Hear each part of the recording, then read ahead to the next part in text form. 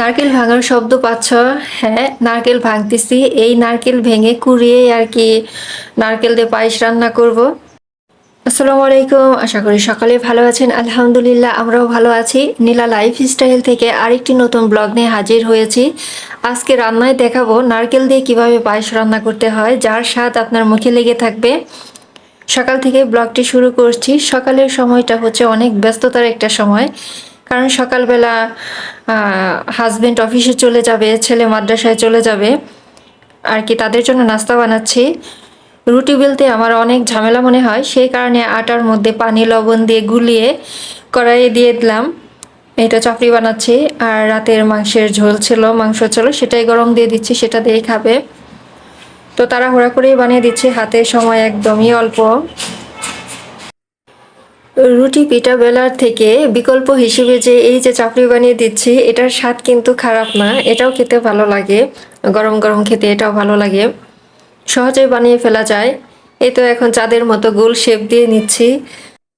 হাতে যেহেতু সময় অল্প, সেই কারণে আমি এক দিক দিয়ে বানাবো, আরেক দিক দিয়ে হচ্ছে খাবার রেডি করতেছি। খাবার খাবে আর আমি চুলা থেকে গরম গরম নামিয়ে দিব। কখনো যদি খাবার রেডি করতে না পারি, খাবার রেডি করতে দেরি হয়ে যায়, না খেয়ে যদি যায়, তাহলে খুব খারাপ লাগে যে খাবারটা খাইয়ে দিতে পারলাম না, পরবর্তীতে বাইরে থেকে খেয়ে নেয়। একদিকে আমি দেখো খাবারটা বেড়ে দিলাম, আরেক দিক দিয়ে বানাচ্ছি। তো একটা বানানো হয়েছে, ওই একটাই এখন আর কি খেতে দেব।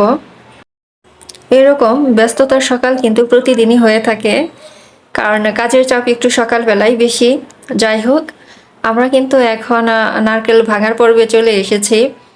প্রথম নারকেল যখন ভাঙি তখন এটা ভালো ছিল, আর যখন দ্বিতীয়টা ভাঙি ওটার ভেতরে একটু নষ্ট ছিল, তো পুরোপুরি নষ্ট ছিল না, ওটা ধুয়ে আর কি নিয়েছি।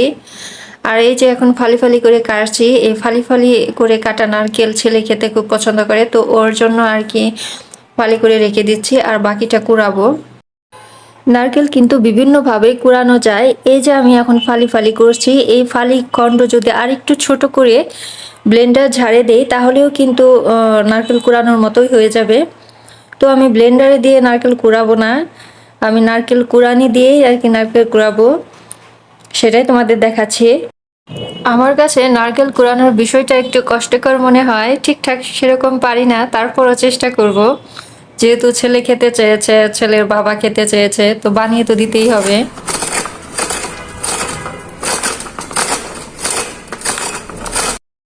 ঝুমঝুম শব্দে আর কি নারকেল কুড়িয়ে নিলাম।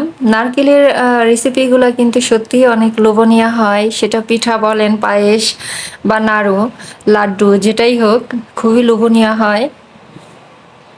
তো এখন নারকেল দিয়ে কিভাবে পায়েস রান্না করব সেটাই আপনাদের সাথে শেয়ার করছি। সংরক্ষণ নিয়ে কিছু কথা বলি, কারণ দেখা যায় যে সব সময় নারকেলের সিজন থাকে না বা পাওয়া যায় না। সেক্ষেত্রে আপনি অনেকগুলো নারকেল কুড়িয়ে যদি ফ্রিজে রেখে দেন, ডিপ ফ্রিজে, তাহলে কিন্তু দীর্ঘ সময় ভালো থাকবে, নষ্ট হবে না। আপনার যখন প্রয়োজন তখন আর কি বের করে ব্যবহার করবেন। এদিকে আমি পায়েসের জন্য দুধ চাল বসিয়ে দিয়েছি, এখন নারকেলটাও দিয়ে দিব।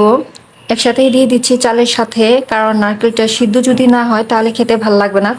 আমি এখানে বড় চামচের 2 চামচ আর কি দিয়ে দিলাম।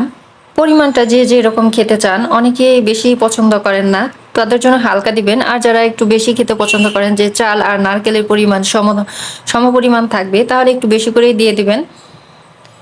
তো এটা চাল আর নারকেলে সিদ্ধ হওয়ার জন্য কিছুটা সময় দিতে হবে।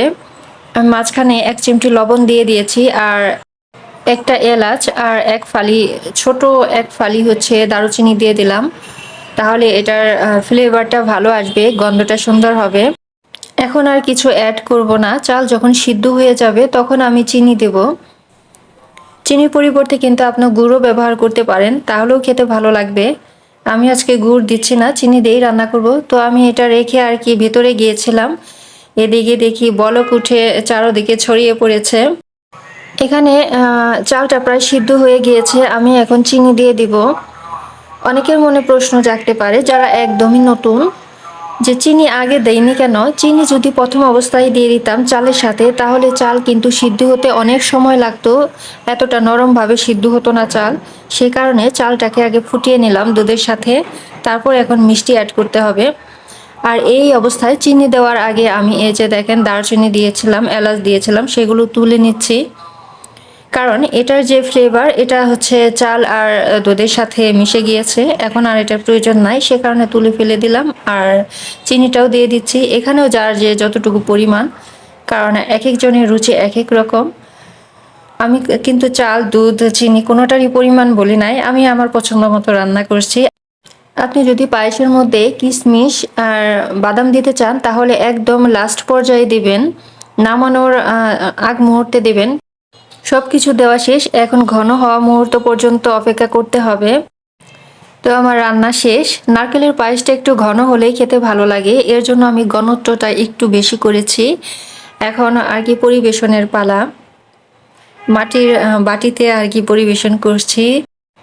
খুব সুন্দর একটা লোভনীয় গ্রান বের হচ্ছে, যেহেতু নারকেল দিয়েছি, নারকেল দুধ চিনির সাথে মিশে খুব সুন্দর একটা মিষ্টি মিষ্টি ফ্লেভার বের হচ্ছে। এইভাবে যদি সিম্পল জিনিস দিয়ে অনেক মজাদার রেসিপি করা যায় আর সেটা যদি প্রিয় মানুষের সামনে উপস্থাপন করা যায় তাহলে কিন্তু ভীষণ খুশি হবে। তো আপনারাও ট্রাই করবেন। খুবই সাদামাটা একটা রান্না করলাম কিন্তু অনেক মজার। আমার এই সাধারণ লাইফস্টাইলের ব্লগ দেখে যদি আপনি বিন্দু পরিমাণ উপকৃত হয়ে থাকেন তাহলে চ্যানেলটি সাবস্ক্রাইব করে রাখবেন। আজ এই পর্যন্তই, সবার সুস্বাস্থ্য কামনা করে এখানেই বিদায় নিচ্ছি। আল্লাহ হাফেজ।